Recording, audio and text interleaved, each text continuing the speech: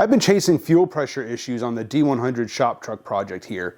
So in the last video, I reworked the fuel return by running a tube all the way to the bottom of the tank and as far away from the pickup as possible, hoping to eliminate any aeration in the tank. Now at the end of that video, I also said that I had something else that I wanted to try. And what I want to do is I want to add a sump. But here's the problem. I have a gas tank out of a late 70s, early 80s Ram Charger.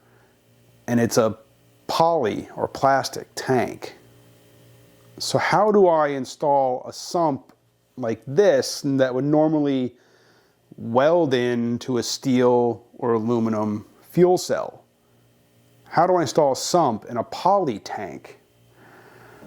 So I picked up one of these.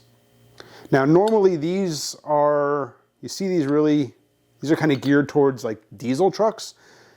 And what it does is you drill a hole in the bottom of your tank. This goes up inside there. It's got an O-ring right there. And then this goes on the inside and it seals on the bottom of the tank, thereby having a fuel chamber that is always below the level of any fuel in the tank.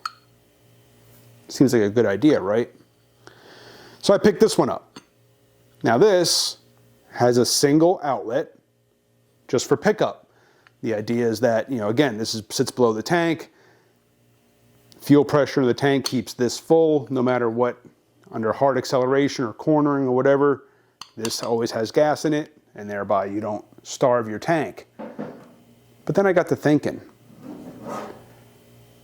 I've seen them with dual ports. These, the idea being that you can either have two fuel pumps for like high horsepower applications, or you can run one as a return. Thereby your fuel return is always below the level of the fuel in the tank. So I picked this one up. But do they work? Let's do a science experiment and find out. So here's my setup. I've got this container with a little bit of gas in it, and this is basically how my original return was. Here's my return line that was above the level of gas. So I'm going to go kick the pump on, and let's see exactly what aeration looks like. So now you can see all those bubbles?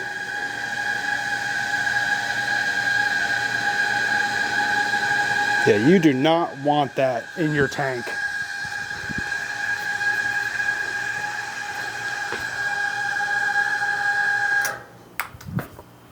That's what we're trying to avoid. All right, so here's the setup now with the sump installed. So I've got my feed and my return, and the return is definitely under the level of the fuel now. And normally, like I said, this would be bolted to the bottom of the tank, so this would always have gas in it, pretty much no matter how low the level in the tank gets. So let's go turn the pump on, and let's see how this performs.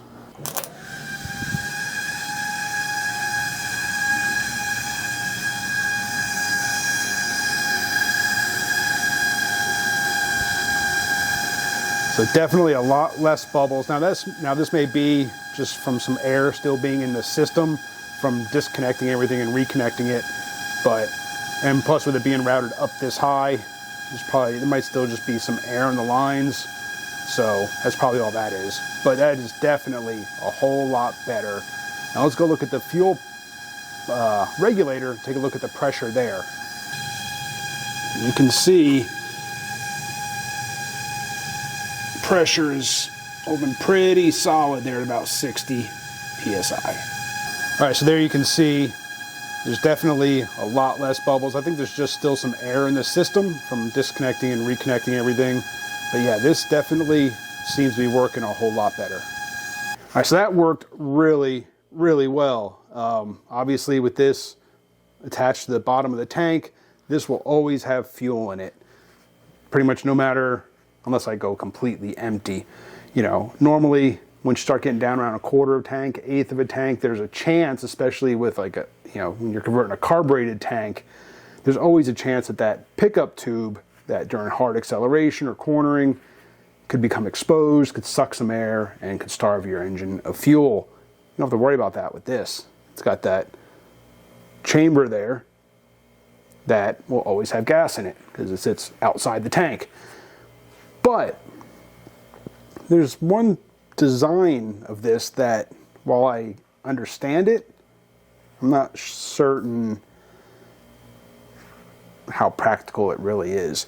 So this area right here, the fuel bowl area, I guess we'd call it, this is actually designed, I guess, to be like a sediment trap. So any junk in your tank that might get in this will kind of get into this area, and then this area where the feed tube is actually sits, I'm trying to get a good angle on it right there. The pickup for the fuel feed actually sits below the edge, and basically this area fills up and then it overflows into the hole here. Come on, give me a good angle of light. Right there. Fills the bowl up, goes up over into the hole and out to the pickup. Makes sense. You don't want to, this will help keep your filters clean longer by trapping the sediment in here. I mean, the way the top goes, normally it would sit something like that. So your fuel would enter here, fill that sediment tray, sediment bowl, and then out to the intake. I'm thinking about hogging that out. Getting rid of that little lip, that little wall right there. Just make it one big chamber, at least into the pickup. The return side, not so concerned about. But the pickup side, I might hog that out. I might take like a carbide bit, grind that out so it's one big chamber. I'm not too concerned with that catching sediment. I know my tank is clean now after everything I've been through there. You can see that video here. So yeah, I'm thinking about doing that. Kind of on the fence. I gotta think about this. All right, so while my tank was draining, I decided not to hog that out just yet. I'm gonna run it just the way it is and see how it does.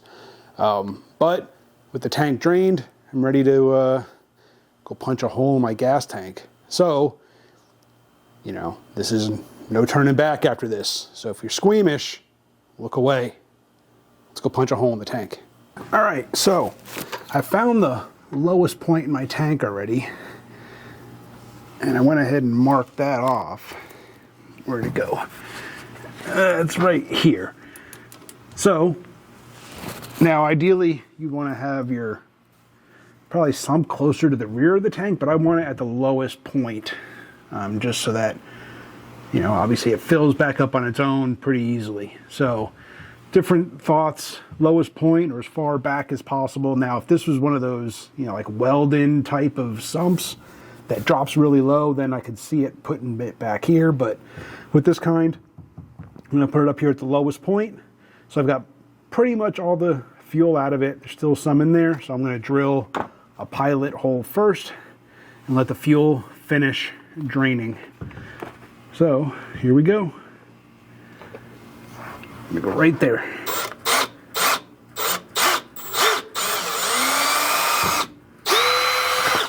And while that finishes draining, I'll get set up with the hole saw. All right, now some of these sump kits will come with a 3-inch hole saw. The one that I'm actually installing didn't. The first one with the single port did come with its own hole saw. But since I'm going to be returning that, I'm going to use my own. So, got my own 3-inch hole saw here. So once the tank is finished draining, I'm going to drill a big ass hole in the bottom of my tank. So, with the draining pretty much done, it's time for the 3-inch hole saw.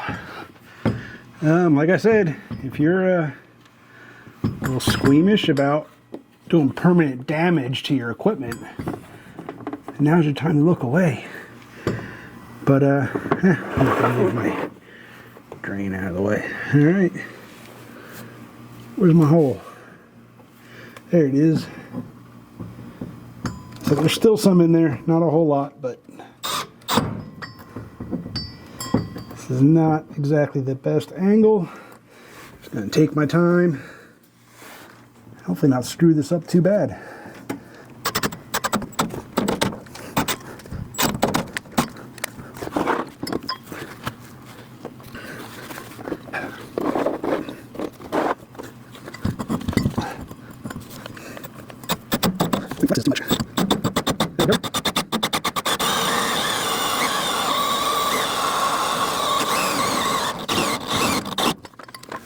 definitely recommended that you do this out of the vehicle, but you know, ain't nobody got time for that.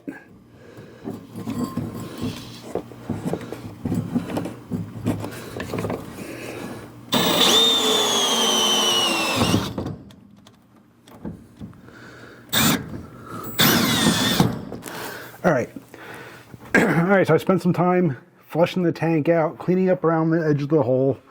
Really want the surrounding area here to be nice and clean since it's got an O-ring that seals. So I want it in this orientation. I want the lines coming straight back. So, and I want the opening on the cover to face just like that. That way this hole will fill that sediment area. I don't know how well this is showing up here, but it'll fill this area up. So all you got to do is this goes up inside the hole. Just goes right up in there like that. Kind of something like that. And then it's got the bolts. These are nice and long, so I can slide it up in there, and then I can try to get one of them started just to get my orientation of how I want this thing set up. There goes the O-ring. Definitely would be a lot easier with the tank out of the truck rather than trying to work here on my back without even the truck jacked up.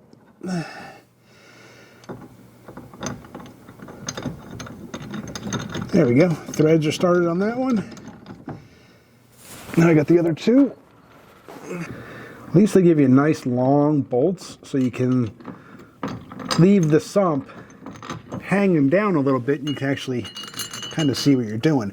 Now another nice thing about the sump is, if I can get all the crap off the threads there, in the center there's actually a plug. So I put some thread sealing tape, some Teflon tape on those threads, and I put the plug in. But what's nice is if you ever have to drain your tank, there's a plug right here in the center. You just pull that plug, drain your tank. So that's kind of nice. All right, so now I can get this thing centered on the hole. There we go. The bumps straight back. All right, so everything is back together. I don't know if you can hear the pump running, but there is zero aeration inside the tank. I'll try to get you a shot. Maybe I'll use like a borescope camera to get down in there to show you. There are zero bubbles in the tank. And as far as the fuel pressure at the regulator goes,